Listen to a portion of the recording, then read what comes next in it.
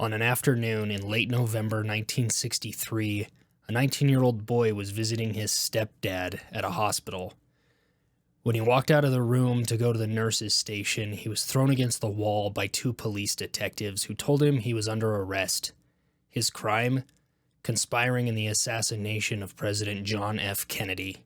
Hello, ladies and gentlemen. Welcome. Class is in session, and today we'll be talking about a missing piece in the puzzle of the John F. Kennedy assassination, and that man is Buell Wesley Frazier.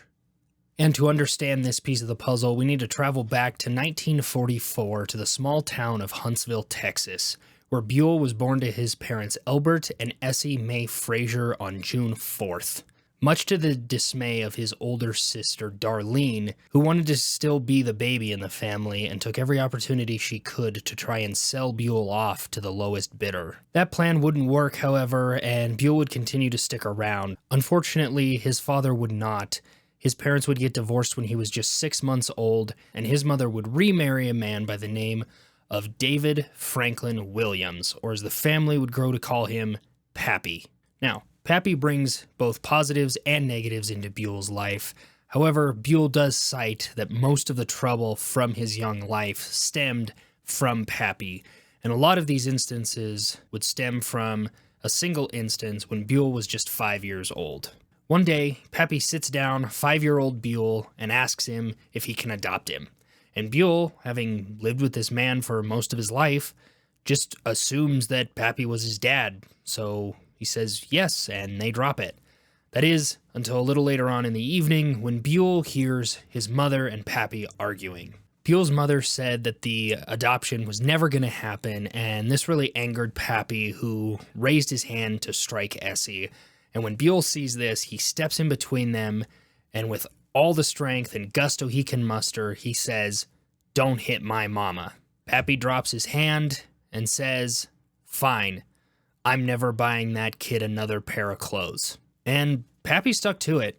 Other than putting food on the table, he didn't buy anything for Buell from that day on.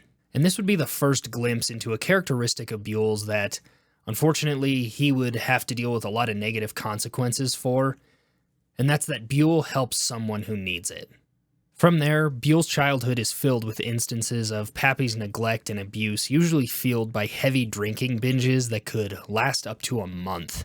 One instance, he got so drunk and angry that he could not find Buell's mother and the children who were hiding in the house, that he grabbed an axe from the shop and started chopping down the front door.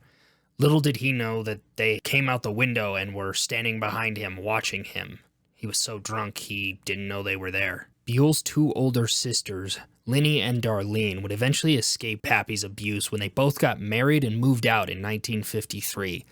So, at the age of 9 years old, Buell was now alone to deal with Pappy's abuses. Then, just about a year later, Buell's grandmother, who had been living with them for most of his childhood, would pass away of a sudden heart attack. This really took a toll on young Buell. He was extremely close with his grandmother.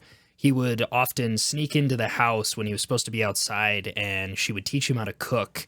They would play checkers late at night, and she'd occasionally let him win so that he'd stay interested. Just an extremely wholesome relationship with his grandmother, and now she was gone too.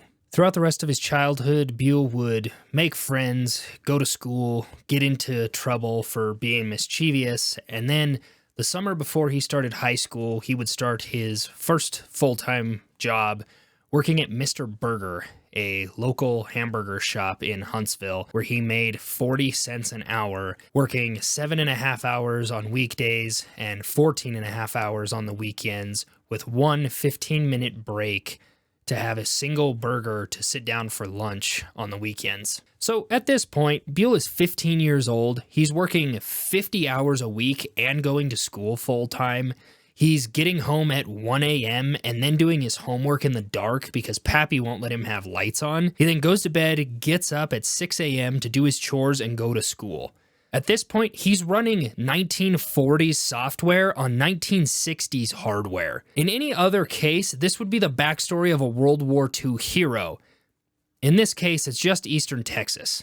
Anyways, Now that he's working 50 plus hours a week at his job, doing chores for Pappy, and trying to keep up with his schoolwork, his grades start to suffer heavily, and eventually it gets to the point where he approaches his teachers and tells them the situation. He's been working all of this time, his father now takes most of the money that he makes, and he's struggling with school. So his teachers agree to drop him one letter grade when he should be failing. This allows his report card to show B's and C's and allows him to stay in school. This going and talking to his teachers actually works out in his favor quite well because before his senior year starts, he starts working on the principal's farm, making $6 a day, almost double what he was making at the burger joint, and he gets to spend his time outside working with animals and doing things that he actually really enjoys. And he decides to hide a bunch of the money from Pappy so that he can afford to buy a class ring. It was very important to him to have a token of his accomplishment of graduating high school, even if it was just a small piece of jewelry. He also spends $9 on an Enfield 303 rifle that he buys at Sears. That's about the equivalent of $90-ish today. And if you're not a gun guy, $90 doesn't seem like that big of a deal. But if I could go and buy a decent bolt-action hunting rifle for $90 today, I would be ecstatic. Also, the rifle that he bought now sells for anywhere between $800 to $1,400, so he got a pretty good deal on it. So he's working for the principal, he graduates high school, he gets a couple other jobs around Huntsville, and then at the age of 19, Buell decides he needs a change of scenery. He needs to get away from Pappy and try to bloom out on his own and try to continue his education. So, in the summer of 1963, he decides to move to Dallas. Well, actually, he moves to Irving, which is outside of Dallas. His older sister, Linny, had been staying there with her husband, and they said that he could stay with them until he got on his feet and could get his own place. And after a couple weeks of looking, on September 13th, 1963, he starts his job at the Texas School Book Depository, fulfilling orders of books. And at this point, Buell's got it made. He no longer has to live under Pappy's thumb. He gets to keep the money that he makes from his job, where he makes $1.25 an hour. He's got a car. He's living with his sister, who he's very close with. Things are looking up. Sometime in October, Buell's sister Linny would go over to a neighbor, Dorothy Roberts' house, for a little house visit. And while there, she meets a young woman by the name of Marina Oswald. Marina was a young married woman, just like Linny. She had one young child and was currently pregnant with her second. Linny would find out that Marina's husband was struggling to find a job, the same trouble that Buell was having a month prior. Linny mentions in passing that she's met this young woman and that her husband is struggling to find a job, and Buell takes it upon himself to see what he can do to help, because Buell Frazier helps someone who needs it. So he goes to his supervisor at the depository and asks if they have any openings. Supervisor tells him anybody who's looking for work can come in and fill out an application. Buell passes the information on to Linny, who passes it on to Marina. A couple days later, Linny tells Buell that Marina's husband got a job at the depository. On October 16th, Buell would finally meet her husband, Lee. Buell, being who he is, sticks out his hand and says, "Hi, we're glad to have you." Buell gets right to work training Lee how to fulfill orders, how things work at the depository. While training him, they made some small talk. Amongst their conversation, Buell finally realizes that Lee is Marina's husband, and being who he is, offers him a ride to work, because Buell helps people who need it. Not realizing that Lee and Marina were currently not living together, Buell was kind of taken off guard by the fact that Lee said no, and wouldn't be going to Irving except on the weekends. So they work it out to where Lee will ride with Buell into Irving Fridays after the work shift ends, spend the weekend there, and ride back with Buell on Monday before work. Over the next few weeks, Lee shadows Buell and learns how to do the job, asking questions, showing what he can do. Buell says that he picks it up quick and is a hard worker. However, he's a pretty quiet and private person, rarely engaging in conversations unless somebody else tried to start it with him. That's the extent of Buell's relationship with Lee. They work together and pass each other in the hallways once in a while. Friday night comes around, they get in the car, drive to Irving, Monday morning comes around, they drive back to work. And these drives are really quiet. They maybe talk about the weather or Lee's kids. It's about the only topic that really makes him smile and excites him to talk about. But that's really it. They don't hang out on the weekends. They don't go grab a beer after work. It's a ride, nothing more. And this is how their relationship continued for several weeks until the evening of November 21st. The afternoon of November 21st, Lee asks Buell if he can catch a ride into Irving that night. Buell says, sure, anytime you want a ride, you can have it. But then, a little bit later, Buell realizes that it's Thursday, so he asks Lee, why do you want to go back in tonight? It's Thursday, we'll have to come back in tomorrow. Their relationship would continue this way until the afternoon of November 21st. Lee approached Buell and asks if he can have a ride home. Buell doesn't think anything of it and says, you can ride back with me anytime, just ask. And then Buell looks down at his watch and realizes that it's Thursday, which was only weird because Lee never asked for a ride on Thursday. It was always Friday. So Buell confronts him, asks him, why do you want to go back today since it's Thursday? Lee informs him that he's going to be picking up some curtains that were made by the gal that Marina's been staying with so he can put them up in his apartment. As history would later show, this was a ruse. Lee already had curtains up in the place he was staying, but Buell didn't know that because they never hung out. He never even knew where Oswald was staying until years later. Buell has been asked multiple times over the years in interviews why he didn't know that he already had curtains, and the simple answer was he never asked, and he'd never been to his house. It was just a ride to work. So, the workday ends on November 21st. Lee and Buell get into his car, drive back to Irving. Buell drops him off, goes back to his sister's house to have dinner with his sister, her husband, and their mom, who'd been staying with them. Pappy had had some recent health issues and was in the hospital in Irving after having a heart attack, so his mother was staying with them. The next day started like any other Friday. Buell woke up, had breakfast with his sister, who was also making him lunch, and he had a cup of coffee. Although something strange did happen when his mom points to the window and asks who that man is, and he looks over and sees that it's Lee. Thought it was odd. He'd never seen Lee do anything like that, until he realized that he was actually late. Buell was 5 minutes behind. It was Friday. He'd had a very long week and was just dragging behind. He realizes this and heads out the door to go to work. When Buell gets in the car, he has a moment of confusion as he sees this package in the back seat, and he asks Lee what it is. Lee tells him it's the curtain rods. Buell remembered that, and away they went towards the depository. After Buell parks the car at the depository, Lee gets out, grabs his package of curtain rods, and starts walking into the building. Buell heads in after him and just barely sees him turn into the building, and then doesn't see him again. He would also never see the package that he was carrying again. Once Buell got into the building, however, he would run into another coworker, James Jr. Jamar, who had a copy of the Dallas Morning newspaper, which had published in it a route for the parade that was going to be happening that afternoon. Parade featuring President John F. Kennedy. Jr. ended up asking Buell several times throughout the morning if he thought they'd be able to go outside and see the parade. And after a couple times, Buell finally asked Jr. why he kept asking him. Turns out that Jr. thought that Buell was in good standing with the boss, Mr. Shelley, and Jr., who was African-American, didn't feel comfortable asking if they could go out and watch the parade. Buell doesn't recall ever seeing any racial tension at the school buck depository, but he agrees to do it for his coworker, because Buell helps someone who needs it. After asking his direct supervisor and the request going up several rungs to the boss, it was decided that yes, the staff would be able to go out and watch the parade with President Kennedy.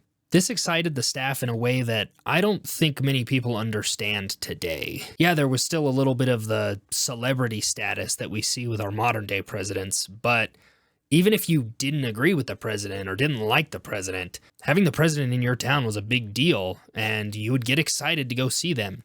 Now that everyone has permission to go outside and watch the parade, the anticipation is building, and it just gets closer and closer to the time that the parade's going to be coming by the building. People start walking and waiting on the sidewalk outside the building, Buell included. Pretty soon, the motorcade comes by, and Buell can hear this pop, pop, pop, as the motorcycles in the motorcade were backfiring as the officers turned them on and off again. The motorcade continues and slowly turns the corner in front of the school book depository, and as he sees President Kennedy and Jackie, he thinks to himself, they look just like the pictures in Life magazine. Then the motorcade continues down the street towards an underpass, and Buell hears again, pop, pop, pop. What he originally thinks are the motorcycles backfiring again, he would soon discover were gunshots. Almost immediately, the scene is pure chaos. The motorcade has sped away, there's people running after it to try and find answers, there's people running around Dealey Plaza, screaming and confused, and Buell just stands there, right where he was, trying to make sense of everything that was going on. And as he's doing this, he turns around towards the back of the depository, and he sees Lee crossing the street a couple times. He turns to talk to a woman that was there, trying to piece together what had just happened, and when Buell turns back, Lee's gone. But he didn't really think much of this. Lee had told him he was headed downtown to buy his lunch that day. A little later on, Buell is back in the building, and several law enforcement personnel show up and ask questions of the staff, and a roll call is taken. All present except Lee. Shortly after that, everyone's told that work is done for the day, they can go home. Buell gets in his car and starts driving towards Irving. And as he's driving, he turns on the radio and, for the first time, would hear the news that President Kennedy was dead. His first thought upon hearing the news was, why would somebody do that to him? At this point, Buell decides that he's going to stop at Pioneer Medical Center and go pay Pappy a visit. He didn't really want to go see him, but he knew that his mother would want him to, and he would do almost anything for his mother.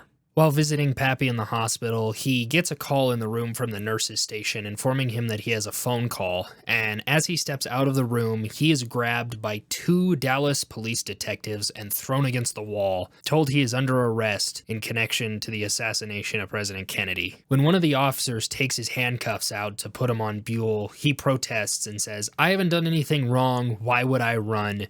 Don't put those on me."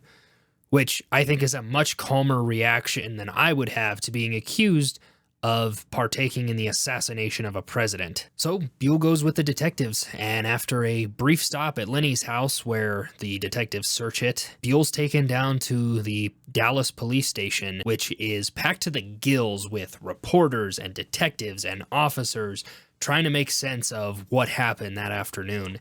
And they stick him in a room and immediately start asking him questions. The first question that throws him off is, what is your relationship to Lee Harvey Oswald? This threw Buell off because this was actually the first time he had ever heard his full name. At work, they just called him Lee. After several hours of repeated and rephrased questions, trying to get Buell to slip up or say something contrary or get a confession out of him, the detectives finally start to realize that maybe Buell's telling the truth and doesn't have anything to do with this. That unfortunately wouldn't matter much though, because soon after that, the head of the Dallas Homicide Division, Captain Will Fritz, would walk in with a sheet of paper and a pen, set it on the desk in front of Buell, and tell him to sign it. After reading the sheet of paper for a moment, Buell realizes that this is a pre-written confession, and Captain Fritz is hell-bent on getting it signed. But Buell, having lived with Pappy, knows when to stand up for himself, and he knows that this is wrong and he's not going to stand for it. So he tells Fritz, "This is ridiculous. I'm not signing this." And he had no more finished that statement that Fritz raised his hand like he was going to strike Buell. Buell puts his hands up to block him and says, "There's a bunch of policemen outside that door, but before they get in here, we're going to have one hell of a fight, and I'm going to get some pretty good licks in on you." Which is not just a bold statement to make to the captain of a homicide department after a president was just killed. It's also just a ballsy way of standing up for yourself. And it's just the continuation of Buell's character that he's going to stand up for what's right. After realizing that this kid can't be pushed around, Captain Fritz grabs the paper, wads it up, and walks out the room. Buell would never see him again. After that, Buell and Lenny, who had come down to the station with their pastor to see him, get in a cop car and are taken back to Irving. But before they get there, a call comes over the radio to return them to the station. So the police officer turns back around and brings them back to the Dallas Police Department. After getting back to the Dallas police station, Buell and his sister are separated, sign separate affidavits, and Buell is given a polygraph. After several more hours at the station, they are taken back to Buell's car at the medical center, at which point he realizes that his vehicle has been gone through. And when he asks what the deal is, the detectives tell him, "Oh yeah, we forgot to tell you. We searched your car." All in all, Buell would spend 11 hours at the Dallas police station. In that time, he had been questioned, threatened, had a mugshot, fingerprints, taken a polygraph, and at no point was he told his rights. It should be noted that this all occurred 3 years before Miranda versus Arizona, which established the Miranda rights, stating that police officers have to inform you of your constitutional and legal rights. After that, Buell goes home for the weekend, doing what he can to relax after this long ordeal, and on Sunday he turns on the TV to watch the prison transfer of Lee Harvey Oswald from the Dallas police station to the county jail. And while watching that, a man by the name of Jack Ruby would step out and fire a single shot, hitting Oswald. Oswald would later die at Parkland Hospital almost exactly 24 hours after President Kennedy was pronounced dead. And at this point, Buell is terrified. He's thinking to himself, they're doing everything that they can to silence anybody involved with this, and he's worried that his connection, however small to Oswald, might lead somebody to doing the same thing to him. 5 days after Oswald's death, on November 29th, now President Lyndon Johnson would sign Executive Order 11130, which would establish a commission of 7 men to investigating the murders of President Kennedy and Lee Harvey Oswald. This would become known as the now infamous Warren Commission. And on March of 1964, Buell and Lenny would receive their subpoenas to report to Washington to testify. If you don't know, the Warren Commission has a very infamously poor reputation in American history. There are plenty of videos, essays, articles, and even full documentaries that go into the Warren Commission and how it failed to find the real killer and all of the problems that are in it. I'm not going to go into any of the findings here. I'm just going to tell you what Buell wrote, which is that he thought that nobody in the commission really cared. He states on several occasions that multiple people fell asleep while he was giving his testimony. He felt that this was all just a formality to a foregone conclusion, except for Gerald Ford, who took a very big interest in both Buell and Lenny's testimony and in finding the truth. And Buell stated that he was very friendly to them and seemed very interested in finding the truth. After giving their testimonials to the members of the commission, Lenny and Buell were then separated and given instructions to create a replica of the package that they saw Oswald put in the vehicle on November 22nd. They were given nothing to measure with, nothing to compare sizes to. They were just instructed to make it. They would make one, it would get taken out of the room, and they were told to make another. And they did this over and over and over again, to the point that Buell can't even remember how many he made. After they spent hours creating these replicas, they were taken back to their hotel, and soon they were on their way back to Dallas, ready to leave this whole ordeal behind them. And it's at this point that most videos on this topic would end. That was the extent of Buell's involvement in the Kennedy assassination and what happened on November 22nd. However, this video is not solely about the Kennedy assassination. This video is about a piece of history that is almost never talked about when things are brought up about the Kennedy assassination. More importantly, it's about the life that was lived after that fateful day. It's about the life that occurs after the historical moments. There are things in Buell's life that happen afterwards and ways that he navigates through being involved in such a historical moment that I think are important for us to learn and remember, because someday we may have to apply it to our lives. About a year later, after his testimony to the Warren Commission, in May of 1965, Buell decides it might be a good idea to join the military. He thought he could do a job that he would really enjoy and use it as a springboard to further his education. So he goes and he starts talking to a Navy recruiter to try and be a pilot. Unfortunately, he would never get the chance. You see, after the Kennedy assassination, the Johnson administration took over and wasted almost no time escalating the involvement in Vietnam.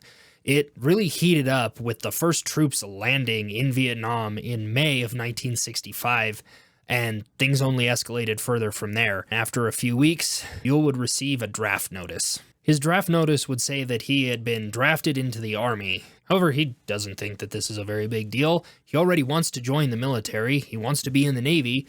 So he thinks he can just go to the Navy recruiter and they'll override his draft notice because he already wants to be there. They don't have to force him. But unfortunately, that would not work out. You see, one of the things that happened in Vietnam was people tried to dodge the draft. A lot of people would go up to Canada. There were people applying to be conscientious objectors, but one of the ways that people would get out of their drafting was to volunteer for the Coast Guard. Lots of people viewed that as a less dangerous assignment, so the military really cracked down on people volunteering for other branches. The Navy told him, sorry, you belong to the Army. And that's what happens. In July of 1965, Buell reports to the Army. And while in basic training, Buell does fine. He doesn't really stand out in any major way, good or bad, except in one way, which is that he's a bit of a prankster.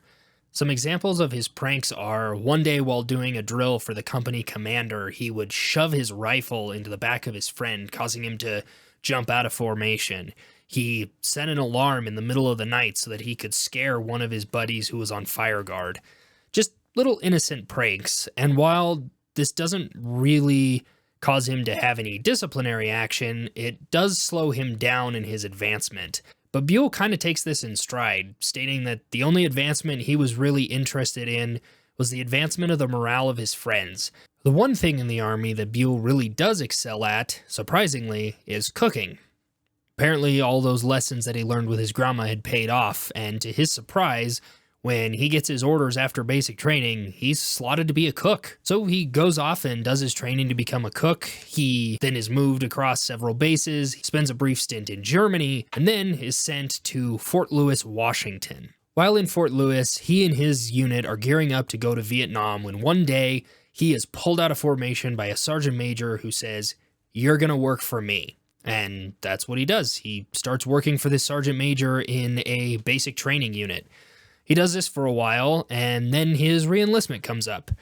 And his leadership wants him to go be a helicopter pilot. And if you don't know, helicopter pilot is the most dangerous job at this time in the military. He decides against being a helicopter pilot, and in 1967, he would transition into the Army Reserves to finish out the rest of his contract. Buell likes Portland so much that he decides to stay there and get a full-time job. He gets himself a dog from an Army friend's parents that he names Bo Jingo, who he states is one of the greatest joys in his life. His time in Portland, however, would be very short-lived, as in June of 1968, he would get a call from his mother stating that she needs help. Pappy's health has been declining for several years at this point, and it's become too difficult for her to take care of him. Buell does not want to leave. He's finally establishing himself in a new city. He really likes Portland, and he doesn't want to go, but he decides that he will so that he can help his mom, because Buell helps people who need it. And so Buell's back in Dallas. He gets a job working at a plumbing supply company with a former coworker from the depository. He gets his own apartment, and pretty soon his sister would introduce him to a woman by the name of Beverly Joan Perry, or Joni, as everyone called her. So Buell and Joni go out on a couple dates. They start talking about their life experiences, where they're from, basic first date fare. But Buell elects to not tell her about his involvement with the Kennedy assassination because he doesn't want that to be what she remembers him for. And so they officially start dating. He goes out and meets her parents, who own a farm outside of Roxton, Texas, and he gets to relate to her family from the experience that he had working on the farm when he was growing up. And shortly before Christmas, he would propose. And then shortly after New Year's, he would receive another subpoena. Buell was being summoned to testify at the Clay Shaw trial, who, long story short, was being brought to trial in Louisiana for conspiring to assassinate Kennedy with Oswald and several other conspirators. So Buell goes down there, gives his testimony, Shaw gets acquitted. There's a lot more details to it, but I'm not going to go into it. Not his video. So he gets home after giving his testimony, and him and Joni are putting together the final details for their wedding. And 2 weeks before their wedding day, Pappy would die of a severe heart attack. So they bury Pappy, and a few weeks later, on June 7th, 1969, Buell and Joni get married at the Roxton Baptist Church. Life continues on for a little while. Buell and Joni adjust to married life, and then one day, Buell is driving around Dallas with his niece in the car when he would get pulled over by a Dallas police officer. He thought it was strange. He didn't know that he was doing anything wrong. And after he gets out of the car and answers the officer's questions, he would receive his first of many speeding tickets. Come to find out, he actually wasn't speeding. It was that every officer in the Dallas area knew his vehicle and knew who he was. And it was because of this that he would constantly be pulled over, sometimes up to twice a week for the next decade. This got so bad, in fact, that after selling his car to his brother-in-law, he would also get pulled over constantly by the Dallas police because they knew that he associated with Buell. Buell said that over the years, he would start to lose trust in the criminal justice system, and he cited these years of harassment as the primary source. Although he's come to forgive the people who harassed him over that period of time, it's still a sore spot for him. In 1973, things have gotten really expensive for Buell and Joni. Between the high cost of living and having to pay bogus speeding tickets, it's really difficult for them to make ends meet. So, on March 26, 1973, Buell re-enlists in the Army and is sent off to basic training. After suffering a knee injury several weeks before graduation, Buell gets medically rolled back, and finally, after graduating a few weeks later, is sent to Fort Sill, Oklahoma to train as an artillery gunner. His knee injury would unfortunately not be the only injury he sustained this time around in the Army. One day, him and his division were doing a demonstration of how effective they were at putting ordnance on target for their upper command. While doing this, Buell noticed that there's something off about the howitzer, so he puts his safety paddle up to cease fire so he can go and inspect the barrel, and as he walks up there to figure out what's going on, an unknown soldier would walk up to the firing line, pull the firing lanyard, and launch a shell out of the gun while Buell was standing right next to it. Gun goes off to everyone's shock, and the backblast hits Buell so hard that it knocks him to the ground and knocks him unconscious. When he would finally come to, he noticed that everybody was talking to him, but couldn't hear anything. He'd completely lost his hearing. But him being a good soldier, he figures out a way to continue firing. So he continues the demonstration until a sergeant walks up, spins him around, and starts screaming at his face, wanting to know why Buell thinks he can ignore him. At which point he says, "I can't hear you, drill sergeant. I'm deaf." Which, obviously, he's deaf. He was just hit by backblast from an 8-inch howitzer, which, in all likelihood, should have killed him. Somehow, it didn't, but it definitely was going to take his hearing. Buell gets sent to medical, and unfortunately, Army Medical does what Army Medical does, which is basically nothing. Tell him to figure it out. And he does what he can. He has to walk to school because he can't march because he can't hear cadence, and he has to carry around cards with common military phrases written on them so that he can have an actual conversation with somebody. One of the most frustrating aspects of having to do this is the fact that he can't call his wife because he can't hear her on the phone. So he has to write her letters explaining what's happening and how things are going, and he just kind of gets used to it. He's not really sure what he's going to do when he can't hear.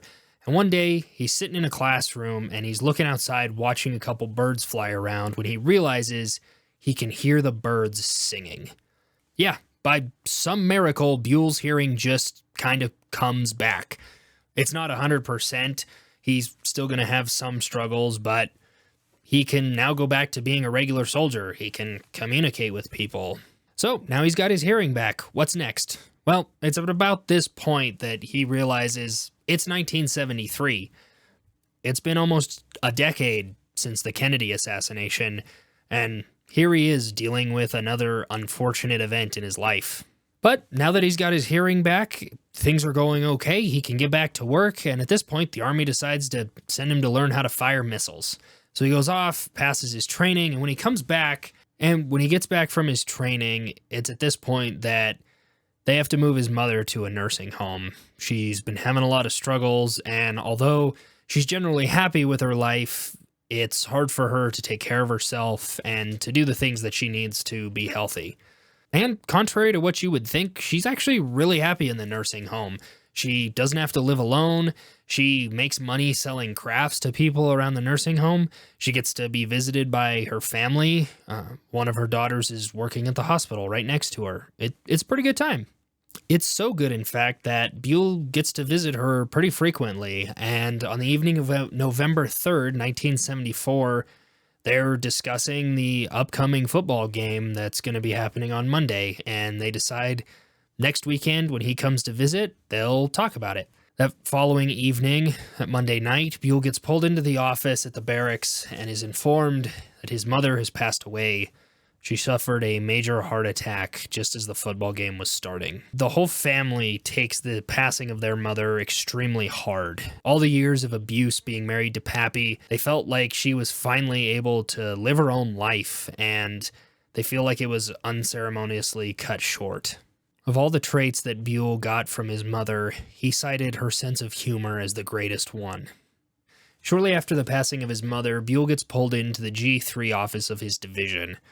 G3 offices are in charge of the strategic planning and training of their entire division. You'd find out that the reason he was called there was he was the #1 gunner of their division, and the incoming general wanted him to work closely with him in the planning of all the activities going on within the division. If you're not in the military, sergeant being handpicked by a general is kind of a big deal, but for Buell, it was an especially big deal because the incoming general was General George Patton IV.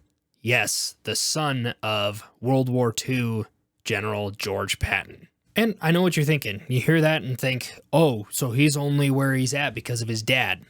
Not even close. This man embodied the greatest aspects of leadership from his dad, so much so that at the point that Buell starts working for him, George Patton IV has received, let me check my notes, 2 Silver Stars, a Distinguished Flying Cross, a Purple Heart, and 2 Distinguished Service Crosses in 12 months. If you are not familiar, the Distinguished Service Cross is the second highest honor you can receive behind the Medal of Honor. This man has earned his reputation.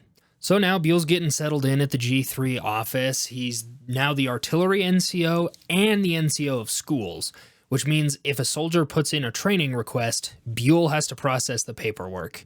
One day, Buell gets called down to replace an NCO at the firing line where all the soldiers are training their marksmanship, and he notices a kid that is missing so far to the left and so far to the right, he thinks it's a joke. So he pulls a soldier out of the foxhole and starts asking him questions, and this kid starts bawling. He tells Buell that he's so scared, he's never fired rifles before, he never grew up with one in his house, and that he was supposed to be in the band. Buell, upon hearing this, is beyond frustrated because there's no way that this person who was supposed to be in the band got his assignment so messed up that he ended up at this artillery division. So he's going to go check on it, and he hopes that this kid is telling them the truth, because if he's not, Buell's going to lose it.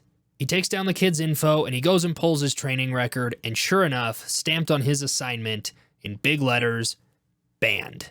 Buell gets curious and does a little bit more digging, and he discovers that there are 20 plus soldiers in this division that are not in the correct assignment. He would come to find out that these people were just being pushed forward because previous leadership just wanted bodies, no matter the skills. Buell forwards all this information up to General Patton, who clears him to send these people where they're supposed to go. A little while later, Buell would run into the same kid that he'd seen crying a few weeks later, with the biggest smile across his face, because he was finally getting orders to go to his correct assignment and be in the band. And he tells Buell, thank you. He's finally getting to do what he wants. And Buell says, no problem, because Buell helps people who need it.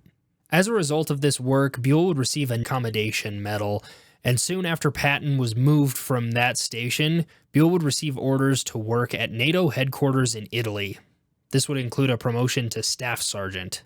This is great news. Buell's got a new job, a promotion lined up in Italy, and he's finally going to get to spend every day living with his wife, who he has been separated from since joining the army. But when he goes to get his paperwork finally pushed through, he's informed that he will not receive the promotion until he gets there, and that he has to arrive alone. This news was really difficult to deal with. Buell did not want to spend another year separated from his wife.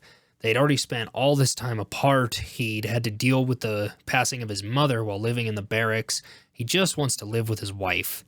So they decide that on March 25th, 1977, Buell gets out of the Army for the second time. After Buell leaves the Army, he got a job working as an assistant manager at a clothing store in Irving, and he does that for a little while, and then one day he gets pulled into the office and told that he is being fired for lying on his application. He's informed that they're firing him because he lied about being a felon, at which point he tries to protest and says, "Well, I was never found guilty of a felony, I was just accused." But they didn't care. It was a corporate office decision, and he has to be let go. Here Buell is again, getting in trouble for something that people thought he was guilty of without ever doing enough research to find out the truth. The way Buell sees it is, if he's able to work with a 2-star general in the Army, he should be able to be an assistant manager at a clothing store. This misfortune would later be overshadowed by some good news when on May 22nd, Buell and Joni would welcome their son Robert into the world, and Buell immediately takes to providing for him something that he never had: a good father. And that's exactly what Buell does. He teaches Robert how to fish, teaches him how to play catch. They go out to the farm and he teaches him how to work with animals, and on Sundays they sit down and watch the Dallas football games. By the time Robert starts school, he's already had more of a loving childhood than Buell could have ever imagined. One of the most important aspects of providing a good life for his son was the value that Buell placed on education, and he made sure that Robert knew that it was important and that his father supported him. It was at this point that Buell called his aunt and asked her to put him in touch with his father. And after a briefly awkward phone call of reintroduction, they made a plan to call each other every weekend, something that they would stick to. It was at this time, through conversations with his father, that he would learn that Pappy's abuse had run deeper than he had ever imagined. He learned that his father had been sending child support checks to his mother, but that Pappy had been intercepting them in the mail and keeping the money for himself. He also learned that Pappy had instructed his father to never try and contact him directly, and that Pappy was responsible for keeping his father out of his life for so long. Pappy had had such a tight grip on the family and had done so much to abuse them just by his own hands that Buell, learning that he now not only had been abused, but was kept away from his actual father, those old wounds from Pappy just started to open up again. Now was the time for Buell to start undoing all of that hurt. He was now making a connection with his father for the first time, and they were continuing their weekend phone calls, and at one point, they set up a time to visit, and for the first time ever, all 3 generations of Fraser men were in the same place. It was a moment that stood out in the memory of all 3 men as something that was really special. Soon after this visit, however, Buell and Joni would come to the realization that things were not going well for their relationship, and in July of 1987, they would get divorced. However, they made it very clear to one another that Robert was their priority. Buell was not going to allow what happened to him happen to his son. He was going to be involved, and he was going to make his son a priority, and that was something that he stuck to. He handled the transition back into singleness very well, and pretty soon he would meet a woman by the name of Betty, who shared his love of baseball and country music, and in December of 1987, they began dating. Then, 1988 came around, and with it, old feelings of anxiety and fear started to creep back into Buell's mind. It was the 25th anniversary of the Kennedy assassination, and he was sure that people were going to come looking for him. Buell resolves to tell Betty and Robert about his involvement in the Kennedy assassination. He especially felt that Robert should know, as he didn't want people coming around and asking Robert questions about his dad when he didn't know what it was, and he didn't want Robert telling people where they lived just because they asked. So he tells them both, and after dealing with the storm of the 25th anniversary of the assassination, Buell and Betty decide to end the year on a high note, and in December of 1988, they would get married. A couple of years go by, Betty and Buell are getting adjusted to married life, and then one day, on July 14th, 1990, they would receive a knock at the door from two men who would introduce themselves as Gus Russo and Dave Perry, and they wanted to talk about Oswald. Buell thinks he has seen this before. A couple of guys pretending to be invested, but they were really just reporters trying to say that they found the elusive Buell Frazier, and he tries to figure out why. Come to find out, these two were not reporters. They weren't trying to get a story. They weren't trying to say that they found Buell Frazier. They were genuinely interested in the story that he had to tell and his relation to Oswald. After talking for a while, the subject would shift to baseball, and he would come to find out that they were both massive baseball fans, and they connected over that and went to several games. For the first time in a while, Buell felt like he had friends. As it turned out, those connections would lead to some other interesting opportunities, as in 1991, Buell was contacted by Dave, who told him that Oliver Stone wanted to meet him. He was making a movie about the Clay Shaw trial. Buell met with him, and he went to the schoolbook depository to look at the sets and the props there, and when he gets there, he realizes that it's all wrong. See, the production company had provided them with nice, well-put-together palettes and boxes that were neatly crafted and just made the whole thing look polished, and Buell resolved to point out that it was way more dingy when they were there. The pallets that they were used were only held on by a few nails, and that was a few too many short. The boxes were dingy, worn out, and it was just not as polished as they had tried to make it. And yeah, you might be thinking, well, that doesn't really matter, it's just a movie. No audience is going to care about the box sizes or how well the pallets are made. But Buell pointed out that it was important to the people who worked there. These people who were a part of history wanted that history to be preserved correctly.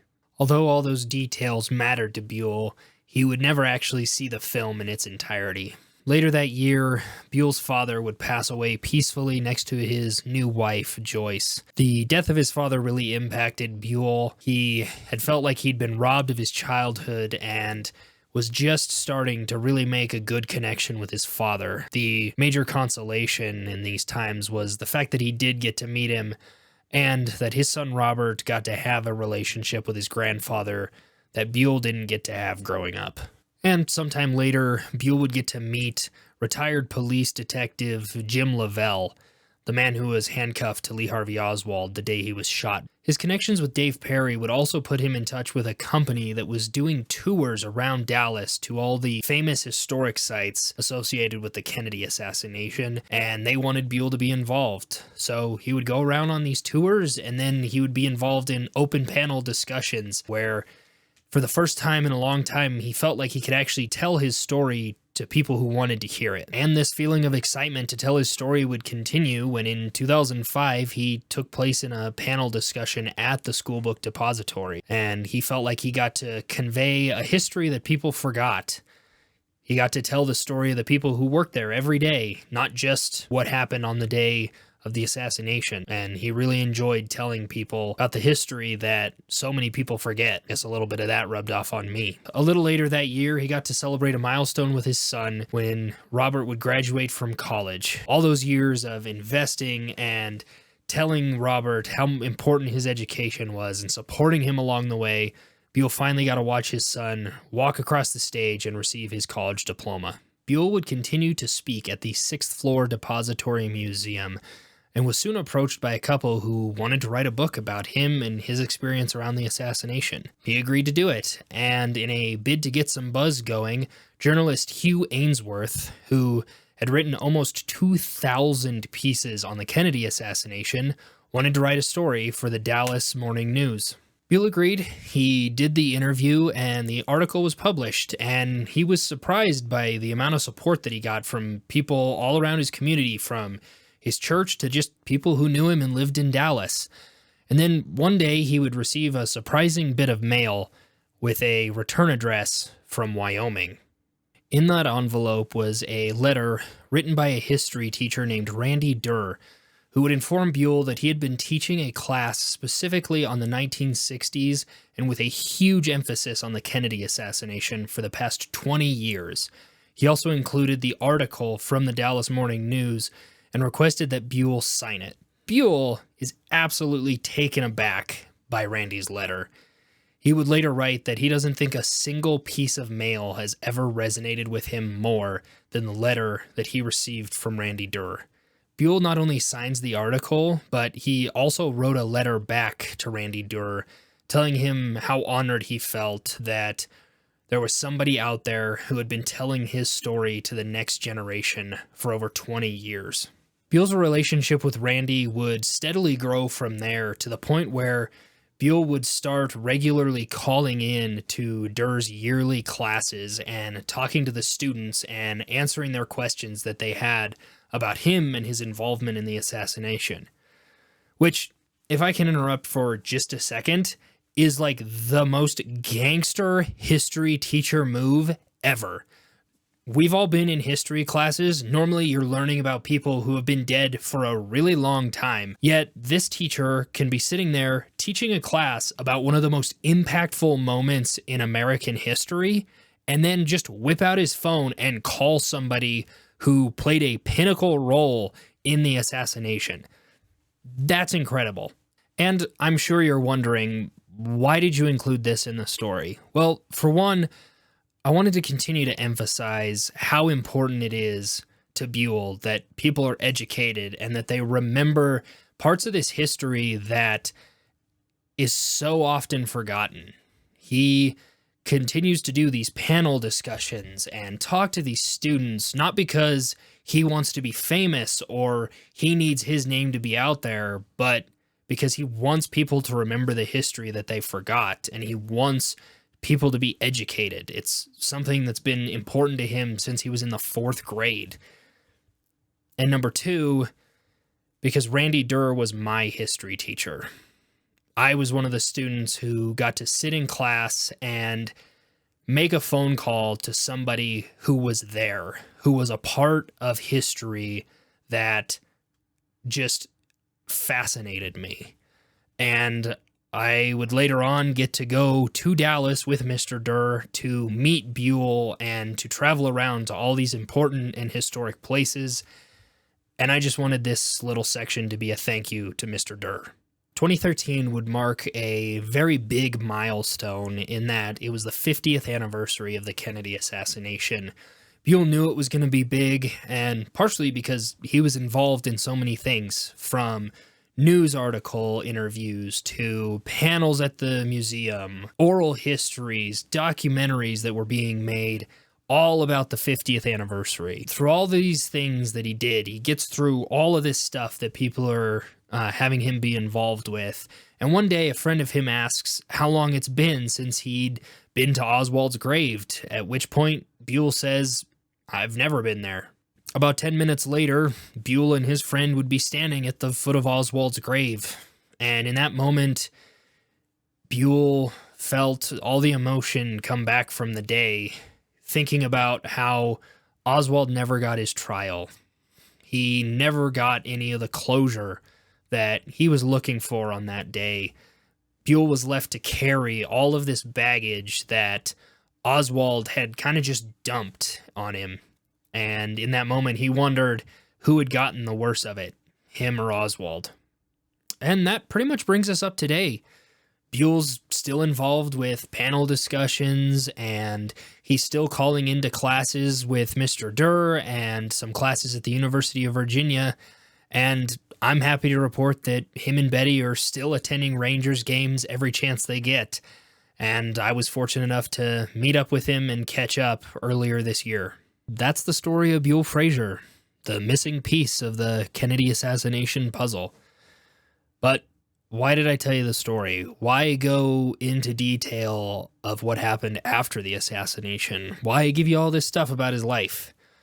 Well, because I think there's a lot of important lessons to learn from his life, and most of them aren't around the Kennedy assassination. He's a man who had a life after the historical moment. So many times with historical moments like this, I think we forget that there's life after that. These people continued to live on, and maybe it's because the two major players in the Kennedy assassination are dead, but we bury all the other people in just the facts about those two. And one of the other important things that I think it's important to remember about Buell's life is something that I've said multiple times throughout this video. It's that Buell Frazier helps someone who needs it. And throughout his life, he continually sees the negative of that. It fractured his relationship with his stepfather. It thrust him into this involvement with an assassination when he was simply just trying to be a nice guy. He gave somebody a ride to work and was considered an accessory to an assassination for years. Yet he still is not bitter. He's still a loving, gentle, kind man who takes time out of his life to educate people on his involvement, but also what his life was like after. He is an embodiment of, yes, this terrible thing can happen to you, this historic moment that you can be involved with, and it could negatively shape your life, but it doesn't have to. He could have stopped after the assassination. He could have stopped being nice to people. He could have stopped helping people who needed it, but he didn't. And that brought him success in the military. But it still brought him this terrible thing, this thing that he's always going to have to live with, of his involvement with the assassination. And I think there's also a lesson in that he did a nice thing, and people made him feel bad for it. They tried to tell him that it was his fault. There's an instance that he records where he ran into somebody at an event who said, you know, if you hadn't given him a ride, none of this would have happened. They try to make him feel bad for doing a nice thing. And I think that's a lesson, too, that we can apply kind of to our own life is no matter what somebody might try to make you feel, because you did a nice thing, doesn't define it. He gave a ride to somebody who needed it. He did a nice thing. That person took that nice thing and did something horrible with it. And then people tried to make him feel bad for it. Just because he did something nice and somebody else took advantage of that, he's not the bad guy. And I think that's a big lesson for that is just because people might tell you that you're in the wrong or that you did something bad when you knew you were doing something nice for somebody, just continue to do the nice thing, regardless of how somebody might try to make you feel. And the thing is, like, Buell sums this up perfectly in his book.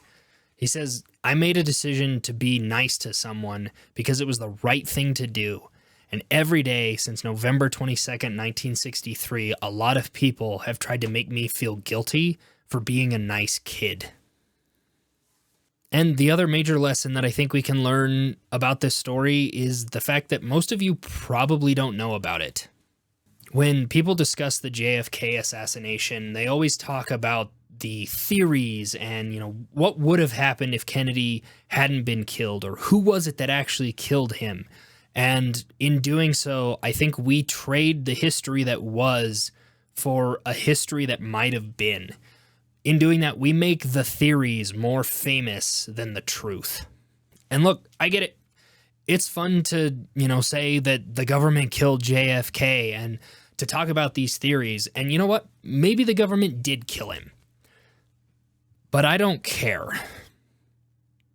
Whether the government, the CIA, the FBI, whoever was involved, whether they killed him or Oswald killed him, he's dead. Kennedy's presidency ended, and the Johnson administration took over. And all the negatives that came after that. Kennedy was killed, and with him, the dreams and ideas that he had for the country. After the Johnson administration took over, the involvement in Vietnam escalated, and thousands of young men were sent to die. The CIA and FBI and other intelligence agencies ballooned to sizes that Kennedy would have never dreamed of and was actively trying to prevent. And social programs were instituted that basically incentivized the breakdown of African American families and created the welfare state that we are still dealing with today. All of that because Kennedy died. And whether the government actively took a role in ending his life, or they just took advantage of the situation and said, well, now we're going to do what we want to do. The truth of the matter is, what they did after his death happened. And rather than focusing on all the terrible things that happened in that presidency that followed Kennedy, we just focus on his death. We focus on who pulled the trigger, not what happened afterwards. And that's the history I wanted to focus on today, is what happened afterwards through the lens of somebody who was there. And again, I don't know if the government took an active role in ending Kennedy or just took advantage of the situation. I've come to find that the government is better at just taking advantage of a bad situation than they are at creating them. I also think it's important to note that the government and the people involved in the investigation spent so much time trying to make Buell feel bad and convict him of being involved. Maybe not even because they actually believed that he did it, but that the idea of somebody just being a nice guy and giving a ride to somebody who needed it, that couldn't happen. They couldn't fathom the idea that somebody was just a nice person and gave somebody a ride, because that's not something they would ever do. So that's all I have for you today. That's the story of Buell Frazier, the missing piece in the puzzle of the Kennedy assassination. I hope you enjoyed it. I hope you learned something and can take lessons to learn from Buell's life and apply them to yourself. If you want to get his book, it's called Steering Truth. It is available on Amazon or the Sixth Book Depository Museum. I'll have links down in the description for you to go and buy that. Go support him. And while you're down there, if you were lucky enough to be in a class either with Mr. Durr or the University of Virginia, or you were able to sit in on a seminar and hear Buell's story from him or get to meet him, please let me know down there. I always like hearing stories about people who meet him and how he's just such a down-to-earth and kind person. And I just want to show him some support. Also, if you want to support me, there will be links down there as well. Yeah, anyway, that's Buell's story. Thanks for being here. We'll see you in the next one. Class dismissed.